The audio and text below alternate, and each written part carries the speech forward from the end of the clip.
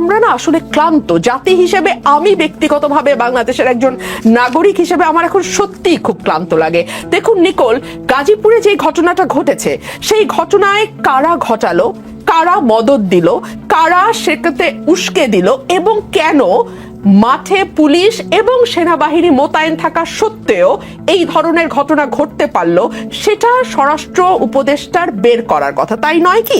কিংবা ধরুন 32 নম্বরে 2 দিন যাবৎ একটি বাড়ি ভাঙা হলো, মাটির সঙ্গে মিশিয়ে দেয়া হলো, আগুন দেয়া হলো এবং মানে এক ধরনের উৎসব মুখর পরিবেশে পুরো ঘটনাটি ঘটলো এবং তারপরে আমরা দেখলাম সরকার নিন্দা জানাচ্ছে।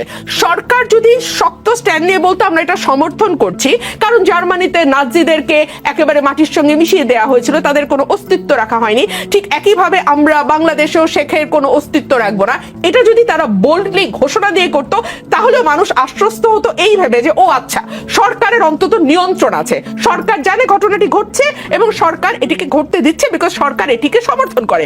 কিন্তু আমরা দেখলাম সরকার খুব কড়া ভাষায় বিবৃতি দিল তার একদিন পরে। মানে হোয়াট ডাজ ইট মিন? আপনি কি জনগণের সঙ্গে মকারি করেন? আপনি কি রাষ্ট্র পরিচালনাটাকে এক ধরনের ছেলে খেলা মনে করেন? এটা কিন্তু ছেলে খেলা নয় নিকোল। এবং 18 কোটি মানুষ, মতান্তরে 20 কোটি মানুষ কিন্তু হুমকির মুখে পড়তে যাচ্ছে সরকারের এই অযোগ্যতা এবং অপদার্থ লোকজনকে পদে বসানোর কারণে।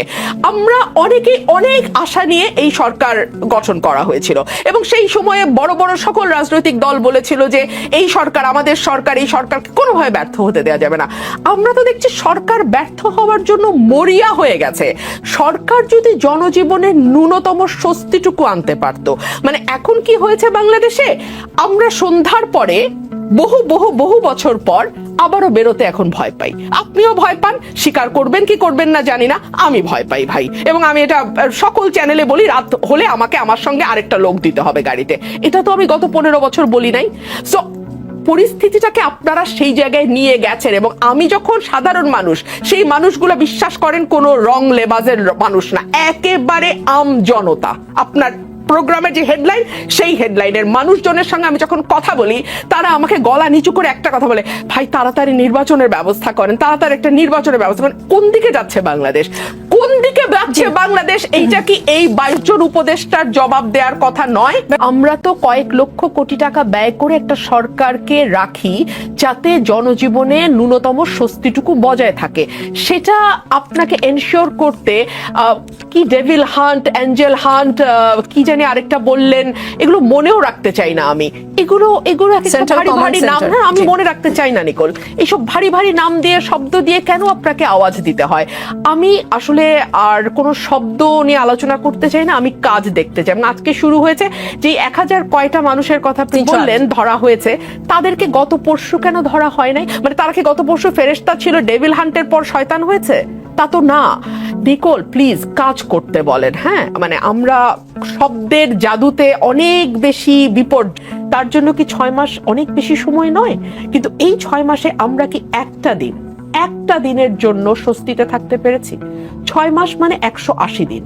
আপনি আমাকে একটা দিনের কথা চিন্তা করে বলুন তো, যেদিন শাহবাগে কেউ বসেনি, যেদিন সায়েন্স ল্যাবের মোড়ে কোনো গন্ডগোল হয়নি, কিংবা যেদিন আজকেও হয়েছে, একদম তাই, এবং কিংবা যেদিন দুই পক্ষের মারামারি হয়নি, কিংবা ছিনতাই বা খুন রাহাজানির মতন ঘটনা ঘটে নাই, প্রতিটা দিন কিছু না কিছু হয়েছে। সুতরাং এই যে পরিস্থিতি কিছুতেই শান্ত না হওয়া এবং কিছুটা শান্ত হলেই আবার ইচ্ছেকৃতভাবে পরিস্থিতিতে একটা শক্ত ঝাঁকি দেওয়ার চেষ্টা, এটা কি আপনার খুব নর্মাল মনে হয় একজন রাজনৈতিক কর্মী হিসেবে? এবং আমাদের রাজনীতি তো আসলে খুবই অনিশ্চিত, পশ্চিমের রাজনীতির মতো নয় যে একটা নির্দিষ্ট মেয়াদের পর পর চমৎকার একটি ভোট হবে এবং মানুষ যাকে পছন্দ করবে সেই গিয়ে রাষ্ট্র পরিচালনার দায়িত্বভার গ্রহণ করবে। আমাদের রাজনীতি মসৃণ নয়, আমাদের রাজনীতি ভীষণ অনিশ্চিত, ভীষণ উঁচু নিচু, এবড়ো খেবড়ো আমাদের রাজনীতির পথ। সুতরাং এই ধরনের আশঙ্কা করাকে আমি অমূলক তো বলতে পারি না। আপনি দেখুন, শেখ হাসিনার বক্তব্য নিয়ে সরকার কিন্তু বেশ শক্তভাবে ভারতকে জানিয়েছিল যে উনি ভারতে থাকতে পারেন, কিন্তু ভারতে বসে উনি বাংলাদেশে অস্থিতিশীল হয় এমন কোনো কথা বলতে পারবেন না, বা পাবলিক স্পিকিং এ উনি যেতে পারবেন না। কিন্তু হাসিনা ধারাবাহিকভাবে কথা বলে যাচ্ছেন, এবং লাস্টলি উনি যখন 32 নম্বর ভাঙার আগের রাতে, মানে আগের রাত তো ঠিক না, রাত সন্ধ্যা 7টা থেকেই 32 নম্বর ভাঙা শুরু হয়েছে, রাত 9টার দিকে উনি বক্তব্য দিয়েছেন, এবং সেই বক্তব্য যথেষ্ট উস্কানিমূলক বক্তব্য।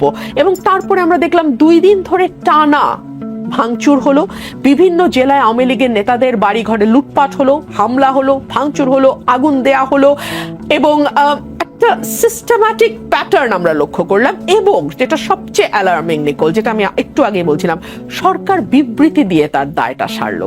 সরকার কিন্তু তার বেশি কিছু করেনি, মাঠে কিন্তু সেনাবাহিনী মোতায়েন আছে। আমি জানি না আমাদের দর্শকদের কথাটি মনে আছে কিনা, কারণ আমাদের ভুলে যাওয়ার মতন পরিস্থিতি হচ্ছে বলেই আমি আবার মনে করিয়ে দিচ্ছি যে মাঠে কিন্তু আইন শৃঙ্খলা রক্ষার দায়িত্বে সেনাবাহিনীও মোতায়েন আছে। এইরকম অবস্থায় যখন আইন শৃঙ্খলা কিছুতেই রক্ষা করা যায় না অবস্থা তৈরি হয়, বা কোনো মহল তৈরি করে, তখন এটা তো ভাবাটা খুব অমূলক হবে কি যে আর কোনো কিছু আহ্বান করবার চেষ্টা কেউ হয়তো বা করছেন ভেতর থেকে। এরকম কোনো কথাই কি আপনাদের দলের মহাসচিব মির্জা ফখরুল ইসলাম আগে থেকে ফাঁদের বিষয় যদি জানি, আগে থেকে সতর্ক কেন করলো না? আমি আপনাকে একটু যদি ওনার বক্তব্যের যে অর্থটা আমার কাছে পরিষ্কার হয়েছে সেটা আমি বলি। ধরুন এই সময়টা যদি নির্বাচন না হয়ে, নির্বাচনটা কোনো কারণে আরো 1 বছর 2 বছর 1.5 বছর পিছিয়ে যায়, সবচেয়ে বেশি লাভবান কারা হবে? সবচেয়ে বেশি লাভবান হবে আওয়ামী লীগ। কারণ এই পুরো সময়টাতে তারা এমন একটি অস্থিরতা তৈরি করতে পারবে যাতে যেই মানুষগুলো কোনো দলের সমর্থক না, কোনো দলের কর্মী বা নেতা নয়, যারা রাজনীতি মানে 5 বছর পর পর গিয়ে একটা ভোট দিয়ে আসে, এটুকুই তাদের রাজনৈতিক সক্রিয়তা, সেই মানুষগুলো একটা সময় তো ভাবতে বাধ্য হবে যে প্রতিদিন এখন যা হচ্ছে, কারণ প্রত্যেকের জীবনে কিন্তু এটা এফেক্ট করছে নিকোল। এখন এই এফেক্টে সাধারণ মানুষ যদি বিরক্ত হয় এবং মনে করে ধুর হাসিনার সময় তো খুব একটা মানে এরকম অবস্থা পড়তে হয় নাই, হ্যাঁ, তো তাহলে কি তাকে আপনি খুব বেশি দোষ দিতে পারেন? এবং এই যে উফ শব্দটা, এই উফ শব্দটার মাইলেজ কিন্তু আর কোনো দল পাবে না, এটা ডাইরেক্টলি আওয়ামী লীগের ঘরে যাবে। সুতরাং আওয়ামী লীগ যদি মনে করে নির্বাচনটা আরো কিছু দূর পেছানোর জন্য যদি কিছু সমস্যা তৈরি করা যায় এবং তারা সেটা করে, তাকে তো আসলে খুব অস্বাভাবিক বলা যায় না। আর আওয়ামী লীগ এমন একটি দল যেই দলটি 91 সালে যখন বিএনপি ক্ষমতায় আসে, তখন শেখ হাসিনা নিজে বলেছিলেন আমি একদিনও শান্তিতে থাকতে দেব না, এবং মাশাআল্লাহ উনি বিএনপিকে একদিনও শান্তিতে থাকতে দেননি। 94 সালে সংসদ বর্জন থেকে শুরু করে জামাতকে সঙ্গী করে মাঠের আন্দোলন, মানে উনি বিএনপিকে একদিনও শান্তিতে থাকতে দেননি। তো সেই সময়ের পরিস্থিতির সঙ্গে যদি আপনি আজকে চিন্তা করেন, পরিস্থিতি কিন্তু অনেক বেশি ঘোলাটে হয়েছে, জল কিন্তু অনেক দূর গড়িয়েছে।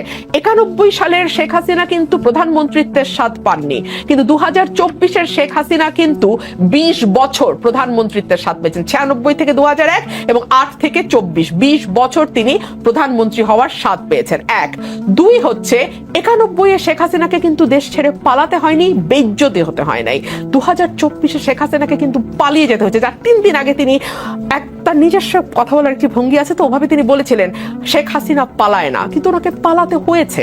সো এই যে অপমান, দুর্দশা এবং তার অটোমেটিক যেই ট্রমা এবং তার যে বিদ্বেষ এবং জিঘাংসা সেখান থেকে তৈরি হওয়া, সেই সবকিছু মিলিয়ে পরিস্থিতি কিন্তু 91-এর মতো সহজ সরল নাই যে কেবলমাত্র হরতাল দিয়ে শেখ হাসিনা একদিনও শান্তিতে না থাকার মনোবাসনা চরিতার্থ করবেন। এই সময় কিন্তু তিনি আরো অনেক ভয়ঙ্কর ভাবে আসবেন, এবং তিনি তাই করছেন। মির্জা ফখরুল ইসলাম আলম আমাদের মহাসচিব মাত্রই ফিরেছেন, তো ওনার মুখ থেকে এই এখন পর্যন্ত আমার সরাসরি কোনো কথা হয়নি, বাট যেটা দেখেছি সেটা আমার কাছে চমৎকার মনে হয়েছে। এবং ব্যারিস্টার জাইমা রহমান, উনি নিজেও একজন ব্যারিস্টার, উনি খুবই চমৎকার ভাবে রিপ্রেজেন্ট করেছেন। আপনারা জানেন যে অ্যাক্টিং চেয়ারম্যান এই মুহূর্তে লন্ডনে আছেন, বিকজ ওনার মা আমাদের বিএনপি চেয়ারপারসন কিন্তু চিকিৎসার পারপাসে এখন লন্ডনে আছেন। সো ওনার পক্ষে সম্ভব ছিল না ওনার মাকে রেখে এই মুহূর্তে আমেরিকা ফ্লাই করা। সো ওনার জায়গায় ওনার কন্যা গেছেন, এবং কন্যা অত্যন্ত যোগ্য একজন নারী, এবং তিনি নিজেও ব্যারিস্টার। তার সম্পর্কে আমি যেটুকু শুনি, তার পলিটিক্যাল নলেজও যথেষ্ট গভীর। জি, আজকের গণমাধ্যম কিন্তু রাজধানীর পান্থকুঞ্জ ও হাতিরঝিল ভরাট করে এক্সপ্রেসওয়ে নির্মাণের প্রতিবাদে দীর্ঘদিন পরিবেশ কর্মীরা সেখানে অবস্থান করে বিভিন্ন কর্মসূচি পালন করলেও কেন যেন সরকারের ঠিক চোখে পড়ছে না। দেখুন, আমি আসলে এটা নিয়ে কথা বলতে গেলে না আমার দুঃখ লাগে এ কারণে যে আমি একটা টক শোতে প্রেস সচিবের সঙ্গে ছিলাম এবং সেখানে সেন্ট মার্টিন নিয়ে আলোচনা হয়েছিল। উনি বলেছিলেন পরিবেশ রক্ষার্থে সেন্ট মার্টিন বন্ধ হয়ে যাচ্ছে। তখন আমি বলেছিলাম একটা পলিটিক্যাল গভর্নমেন্ট থাকলে এই সিদ্ধান্তটা এই মুহূর্তে নিত না, because perception is reality in politics, খুবই গুরুত্বপূর্ণ। কিছুদিন আগেই শেখ হাসিনা বলে গেছে সেন্ট মার্টিন দিয়ে দেওয়া হচ্ছে বলেই তিনি ক্ষমতায়, মানে দিলে দিলে তিনি ক্ষমতায় থাকতে পারতেন। সো এটা মানুষ ভাববে, পারসেপশন তৈরি হবে যে এরকম কিছু একটা আন্ডারহ্যান্ড ডিলিং হয়তো বা হতে পারে। That was my point. উনি সেটা বুঝলেনই না এবং উনি তারপর আমাকে মূর্খ টুর্খ অনেক কিছু শুধু দেশের চ্যানেলে না দেশের বাইরের চ্যানেলে গিয়েও বললেন। এই কথাটি আমার এখানে বলবার কারণ হচ্ছে যেই সরকারের এত বড় বড় পদে থাকা ব্যক্তিরা এটুকু বোঝেন না যে এই সরকারটি আগামীতে ভোট করবে না, সো তাকে মিথ্যা টিথ্যা বলে মানুষের মন জয় করবার কোনো দরকার নেই। সো যেটা সত্য সেটা তারা স্বীকার করুক এবং কাজ করুক। এবং সেই একই অনুষ্ঠানে তাকে জিজ্ঞেস করেছিলাম আপনি কি করে নিশ্চিত হলেন কারো কারো যদি ক্ষমতার লোভ জেগে যায়? তিনি আসলে তিনি তার ইন্ডিভিজুয়াল ক্যাপাসিটিতে ভোট করবেন, কিন্তু অ্যাজ আ সরকার, মানে ওনারা তো আওয়ামী লীগ বা বিএনপি নন যে অ্যাজ আ পার্টি তারা ইলেকশন করবে। পার্টি নতুন করে করলে তারা তো দল সরকার থেকে সরে গিয়ে তারপরে করবেন বলে বলছেন। হ্যাঁ, মানে আমি বলছি এটা তো কোনো দলীয় সরকার ক্ষমতায় নেই, এটা এভাবে বলছি, দলীয় সরকার নেই যে আবার তাকে দল হিসেবে ভোট করে গিয়ে হারা জিতার প্রশ্ন থাকে। সো এই সরকার যদি ব্যর্থতা স্বীকার করে বলতো যে হ্যাঁ আমরা কাজ করছি এবং করার চেষ্টা করছি, তাহলে শুনতে ভালো লাগতো। আমি এই প্রশ্ন করেছিলাম, পলিথিন কি আপনারা বন্ধ করতে পেরেছেন? ঢাকার খালা নাল যেগুলো আছে পুকুর সেগুলো ভরাট হয়েছে, সেগুলো কি আপনারা উদ্ধার করতে পেরেছেন? বলেছেন চেষ্টা করছি। আমাকে বলার দুদিন পরে আমি দেখলাম লাল কার্পেট বিছিয়ে 3 জন উপদেষ্টা গেছেন খাল উদ্ধার করতে। সেটা নিয়েও আবার নানান আলোচনা। সেই দিকে না যায়, ঢাকার বায়ু দূষণ নিয়ে কিন্তু দিনের পর দিন লেখালেখি হয়েছে, আলোচনা হয়েছে, কথা হয়েছে।